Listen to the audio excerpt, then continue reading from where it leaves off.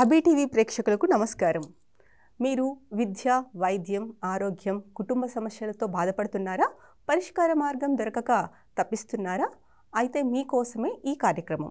ఎంతోమంది ఆధ్యాత్మిక గురువులతో ప్రయాణం చేసి ఆధ్యాత్మిక జ్ఞానం పొంది, అంతేకాకుండా జ్యోతిష్య శాస్త్రంలో తనదైన ముద్ర వేసుకున్న శ్రీ మారెళ్ళ రవిశాస్త్రి గారు మనతో స్టూడియోలో ఉన్నారు.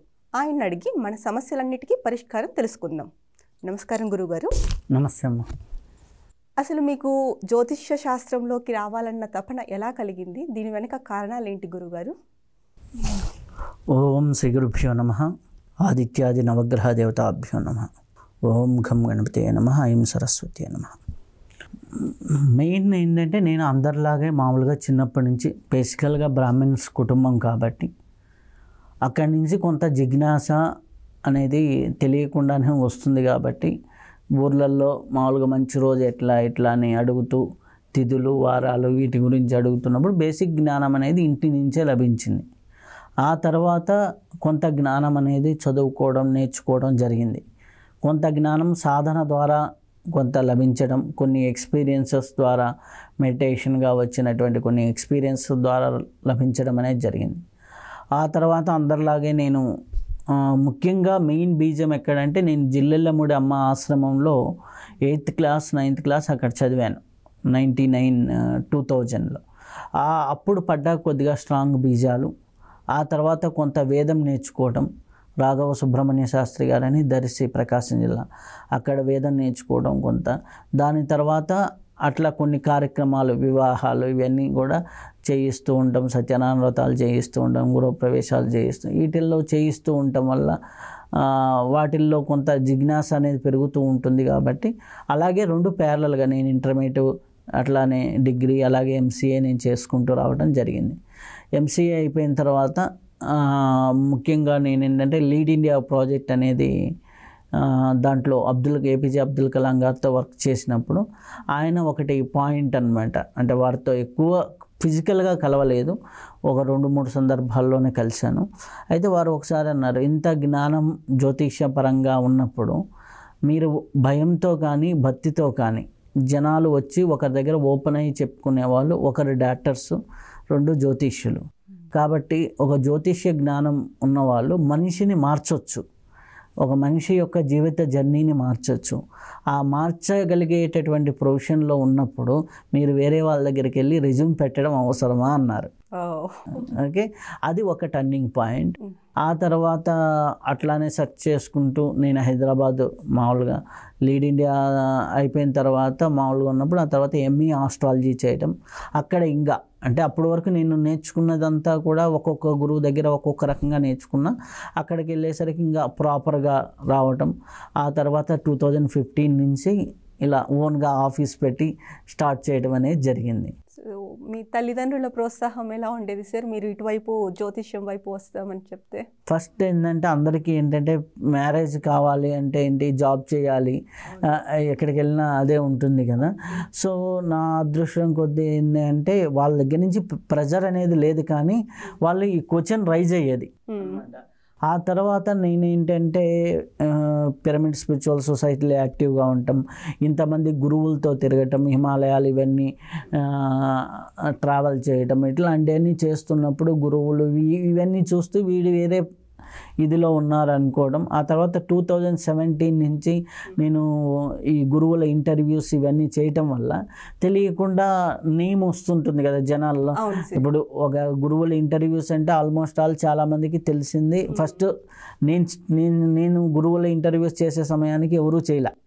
ఇప్పుడు చాలా ఛానల్స్ చేస్తున్నాయి, గురువులు అందరూ బయటకు వచ్చారు, కానీ అప్పుడు పరంపరాగతంగా ఉన్నటువంటి గురువుల్ని కానీ అనమాట. అట్లా ఇప్పటి వరకు ఒక 530 ఎపిసోడ్ల పైన చేయటం జరిగింది గురువుల్ని. దాంట్లో 250 మంది పైన గురువుల్ని పరిచయం చేయటం, అలా డిఫరెంట్ గురువుల్ని డిఫరెంట్ పరంపరలకు సంబంధించిన వాళ్ళని. ఒక క్రియాయోగంలో చూసుకుంటే 4-5 పరంపరలు మనకు కనిపిస్తాయి ఇక్కడ తెలుగు రాష్ట్రాల్లో.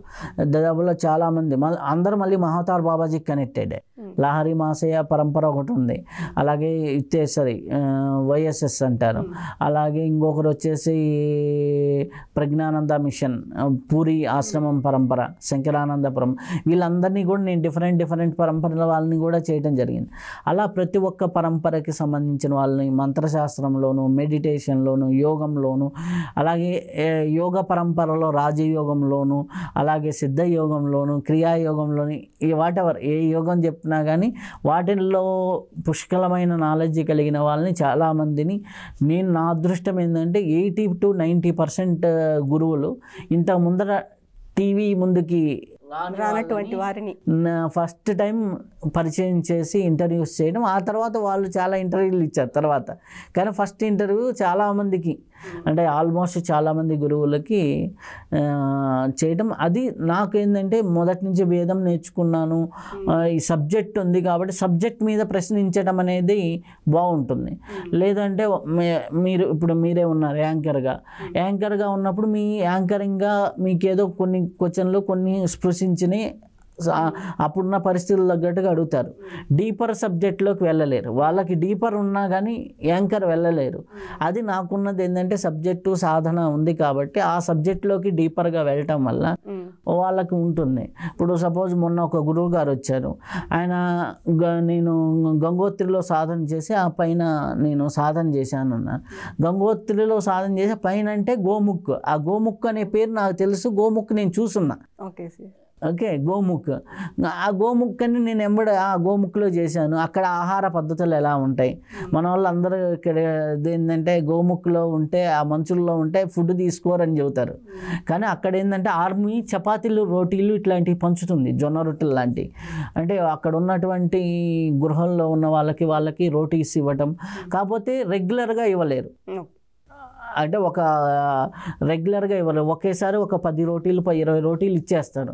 అవి వాళ్ళు ఏంటి ఒక రోజుకి అంటే సాధనలో ఉంటారు కాబట్టి బయట వాళ్ళలాగా వాళ్ళు ఫుడ్ తీసుకోరు కాబట్టి ఎప్పుడు అవసరమైనప్పుడు ఒక రోటీ, లేకపోతే ఆ రోటీకి పప్పు ఇస్తారు, పప్పు ఆ రోజు తింటారు, మరుసటి రోజు పప్పు ఉండదు, రోటీ ఏదో ఒకటి తింటూ ఉంటారు అన్నమాట. అట్లా ఉంటారు, ఏదో ఒకటి తీసుకోకుండా ఉండరు చాలామంది వరకు. కాకపోతే సాధనలో ఉన్న వాళ్ళు ఒక్కోసారి డీప్ మెడిటేషన్లో ఉన్నప్పుడు ఒక్కోసారి 2-3 రోజులు కూడా ఫుడ్ తీసుకోకుండా ఉంటారు. ఇలాంటివన్నీ ఏంటంటే అవి చూసి రావటం. ఇప్పుడు బద్రీనాథ్ వెనక మాట్లాడుతున్నప్పుడు మన విలేజ్ వీటన్నిటి గురించి మాట్లాడుతున్నప్పుడు తిరిగి ఉంటే వాళ్ళని క్వశ్చన్ చేయగలుగుతారు. ఓకే, అక్కడ ఉన్న పద్ధతులు తెలిసి ఉంటారు. మన సాంప్రదాయంలో కూడా చాలా పద్ధతులు ఉంటాయి, ఆ పద్ధతుల ప్రకారం మనకు తెలిసి ఉంటే చేయగలుగుతారు. ఇవన్నీ ఏంటంటే తెలుసు కాబట్టి ఫస్ట్ నుంచి ఆధ్యాత్మికంగా ఉంటాం కాబట్టి ఆటోమేటిక్గా ఉంది. ఇప్పుడు మనం చూసుకున్నాం, మనకి ఏపీ తెలంగాణలో ఎంతోమంది అవధూతలు ఉన్నారు. మనకి ఇక్కడ నుంచి జిల్లెళ్ళమ్మూడమ్మ దగ్గర నుంచి చూసుకుంటే రమణ మహర్షి దాకా మనకి సౌత్ ఇండియాలో ఎంతోమంది. చిమటమమ్మ, సుధీంద్రబాబు గారు, ఒక తణుకు దగ్గరనే చిమటమమ్మ, సురేంద్రబాబు గారు, ఒక పక్క మోనముని ఇప్పుడు రమణుల్లో అంటారు ఆయన తణుకు చుట్టూరే ఇది. అలాగే గోదావరి జిల్లాలో ఎంతమంది ఉన్నారు యోగులు అంటే బాలయోగులే 4 ఉన్నారు. ఓకే, అలాగే గోదావరి జిల్లాలో చాలామంది ఉన్నారు. ఓకే, అలాగే దత్తాత్రేయ ప్రత్యక్షమైన ప్రదేశం, శ్రీపాదవల్లభులు పుట్టిన ప్రదేశం ఇప్పుడు పిఠాపురం హాట్ టాపిక్. ఓకే, ఓ పిఠాపురం చూసుకుంటే మనకి తెలియాలి, మనకి పిఠాపురం గురించి అంటే ఇప్పుడు మనకి చూసుకున్నట్లయితే పిఠాపురంలో గయల్లో గయల్లో మనకి 3 గయలు ఉంటాయి. పాదగయ, ఓకే, ఆ పాదగయ కూటేశ్వరం స్వామి టెంపుల్, శక్తిపీఠాల్లో ఒక శక్తిపీఠం పురుహూతగాదేవి, అలాగే దత్తాత్రేయులు ప్రత్యక్షమైన ప్రదేశం, శ్రీపాదవల్లభులు జన్మించిన ప్రదేశం, మనకి పంచమాధవాలు వైష్ణవులు అంటే వైష్ణవ సాంప్రదాయంలో ఉన్నవారు ప్రతి ఒక్కరూ కూడా ఈ మనకి మామూలుగా ఇట్లా శివాలయాల్లో ద్వాదశ ఎట్లా అయితే దర్శనం చేసుకుంటారో పంచమాధవాలు అంటారు, మాధవ టెంపుల్. మనకి కుంతి మాధవుడు ఇక్కడ ఉంటాడనమాట ఇక్కడ పిఠాపురంలో. సో అన్ని క్షేత్రాలకు అది అనమాట. పక్కనే సామర్లకోట వచ్చేసి మళ్ళీ పంచారామాల్లో ఒకటి. అలాగా అక్కడ గోపాల్ బాబా ఆశ్రమం, ఓకే, ఇటు వచ్చేసరికి చూసుకుంటే మళ్ళీ మనకి ద్రాక్షారామం పక్కనే 30 ఇట్లా మనకి ఒక ప్లేస్ గురించి చెప్పినప్పుడు అది అవగాహన ఉన్నప్పుడు ఆ గురువుల్ని ప్రశ్నించడం కూడా ఈజీ అవుతుంది. అప్పుడు ఎప్పుడైతే ఆ గురువుల్ని బాగా ప్రశ్నిస్తూ ఉంటామో ఆటోమేటిక్గా ఏమవుతుంది, సబ్జెక్ట్ ఓరియంటెడ్ ఇంటర్వ్యూస్ వస్తాయి, మనకి జ్ఞానం ఇంకా పెంపొందుతుంది. నా ఉద్దేశం ఏంటంటే మెయిన్ ఇంటర్వ్యూస్లో మోటో ఒక సాధకుడు ఒక సాధన చేసే వ్యక్తి ఆ సాధనలో ఏదో మెలకువ వచ్చి అడ్డుపడి బ్రేక్ అవుతాడు.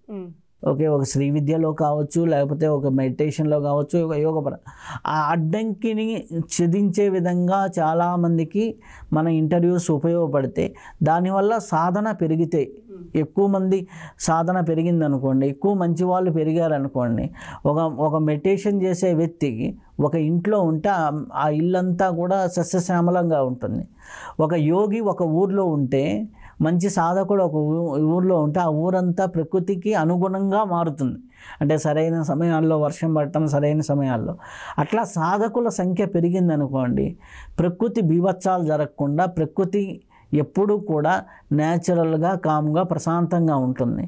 అలా ఎప్పుడైతే ప్రకృతి మానసిక స్థితులు మానసికంగా ఎప్పుడైతే బాగుంటాయో, మనిషి యొక్క పరివర్తన ఎప్పుడైతే బాగుంటుందో ఆటోమేటిక్గా ఏమవుతుంది, ఇట్లాంటి నెగిటివ్ హ్యాబిట్స్ నెగిటివ్ ఇప్పుడు జరిగే సిచ్యువేషన్స్ తగ్గుతాయి.